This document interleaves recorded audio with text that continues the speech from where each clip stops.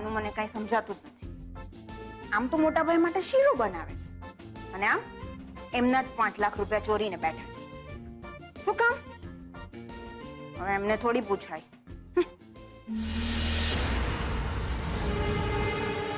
વિચાર ચૂપ. ગમે તેમ ના બોલ. બા શું કામ ચોરી કરે? અને જો તારા પપ્પાની હાલત જો.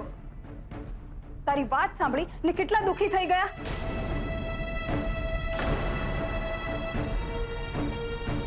સાંભળો, તમે બીજાની વાતને મન પર ના લેતા.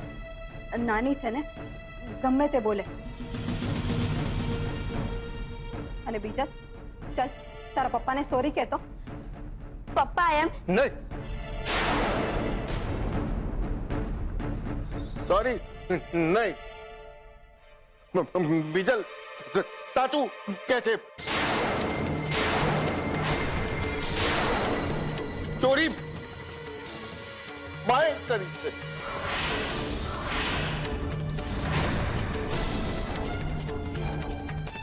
અરે પણ બા આવું કેવી રીતે કરે? ના, હું નથી માની શકતી આ વાતને. અને ક્યારે? સગાઈ વખતે તો બા આપણી સાથે જ હતા ને? નહીં મમ્મી, પપ્પા સાચું કહી રહ્યા છે.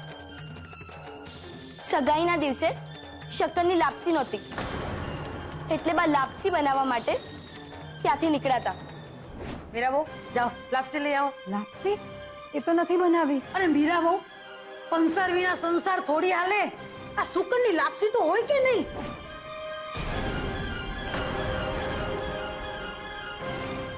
ને પેલા મીઠાઈ વાળાને પૈસા આપવા માટે હું એ લેવા રસોડે આવ્યો ત્યારે કેરીના રસમાં ગરોળી પડી. બહારથી બીજી મીઠાઈ મગાવવી પડશે. મીરા, પેલા 5 લાખ રૂપિયા જે પડ્યા છે એમાંથી લઈ લઉં. એ સ્ટોલના રિપેરિંગના પૈસા છે ને? અત્યારે આ બધી વાત બંધ કર. આપણી હાજરીને ત્યાં જરૂર છે. ચાલ. યાદ આવ્યું?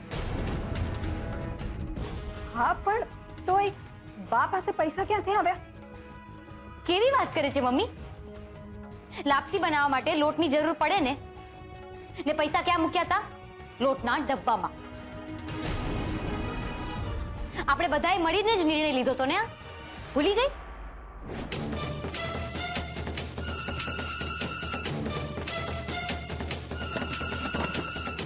ટેબલ પકડો. અરે અરે અરે, પતી ગયું. ને હું જેવો રસોડા પાસે જાઉં છું તો તીનુ કાકાને મેં ભાગતા જોયા. પૈસા ક્યાં રાખ્યા છે? તીનુ કાકા?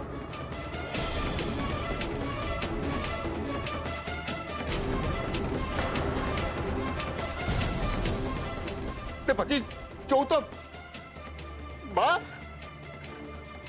રૂપિયાની ચોરી કરતા હતા.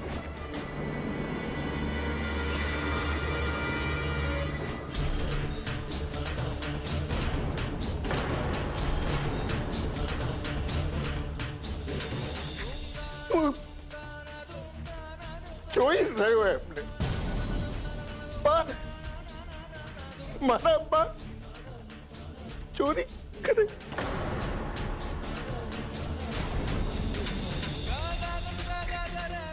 દીકરાના પૈસા હું એમને પૂછવા જાઉં એની પહેલા મને છાતીમાં દુખાવો ઉપડ્યો ને પડી ગયો. માત્ર એટલું બોલો દોડતી કે કિંજલ. બાકી ચોરી ભાઈ કરી છે.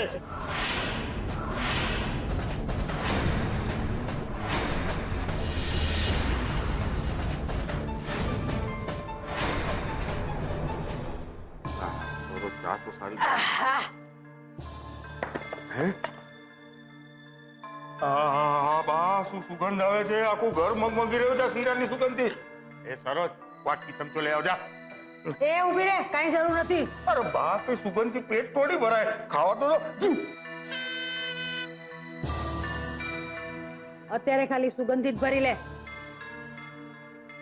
આ શીરો મારા મોહન હાટુ બનાવ્યો છે. વાહ, આઈડિયા આપું હું ને શીરો ખાય મોહનભાઈ અને મને કઈ ન મળે. અરે હોતું હશે કઈ?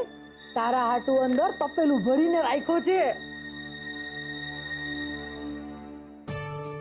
અને ત્યાંથી તો પાછું તારા હકનું લઈને જ આવવાની છું, સમજો? અચ્છા, એટલે ઓલું માસુભાઈ વાળું. હાસ તો વળી. આવો આવો આવો. બેસો બેસો બેસો.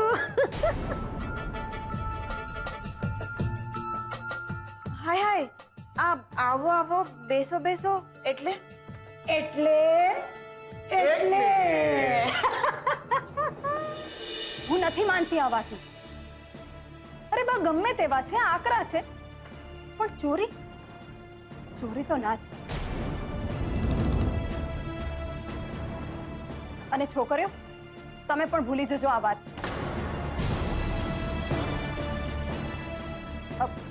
મને લાગે છે તમારી તબિયત હમણાંથી સારી નથી રહેતી ને, એટલે કદાચ મારું સપનું જોયું હોય. સપનામાં તો તું જીવી રહી છે મમ્મી.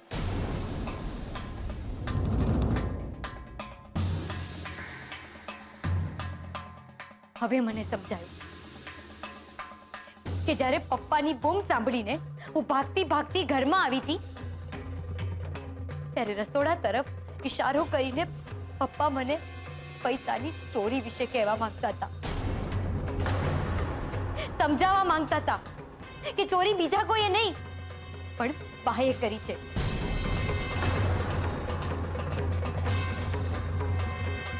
ત્યારે મને નહોતું સમજાયું, પણ હવે મને સમજાઈ ગયું છે પપ્પા, સમજાઈ ગયું.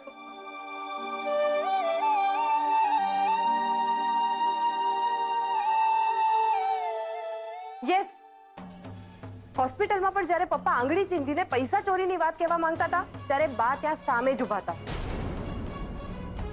હવે આખું ગણિત સમજાય છે. બા ત્યાં હોસ્પિટલમાં પપ્પાની આસપાસ એમની સેવા ચાકરી માટે નહીં, પણ પપ્પા એમનું નામ કોઈને નથી કહી દેતા એ જોવા માટે બેઠા રહેતા હતા.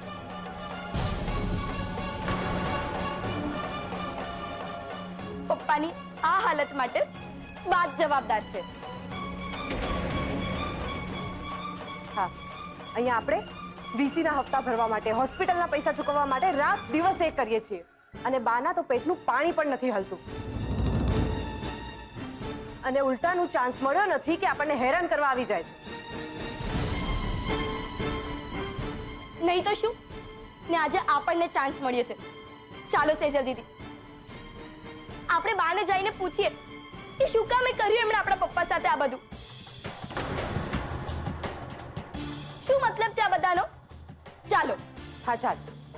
કોઈએ ક્યાંય નથી જવાનું. શું?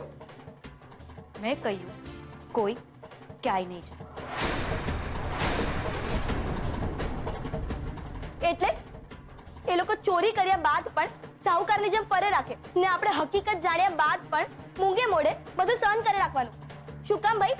આપણે કઈ વધારાના છીએ? બીજલ બરાબર કહી રહી છે કિંજલ. આમ તો બા કોઈ દિવસ નહીં કબૂલે કે પૈસા એમણે ચોર્યા છે. હા તો ભલે ને ના કબૂલે.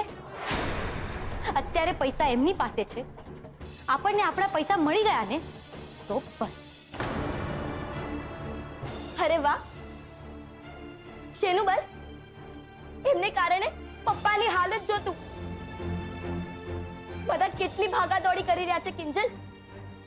ને સેજલ દીદી, એમને આજે રાજકોટ જવું પડે છે તો કાલે વડોદરા.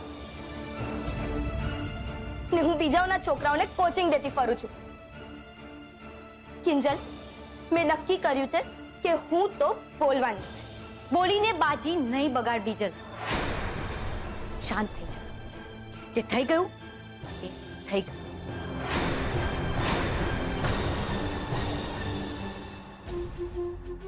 આપણા નસીબમાં જેટલી પીડા હતી ભોગવી લીધી ને ભોગવી રહ્યા છીએ.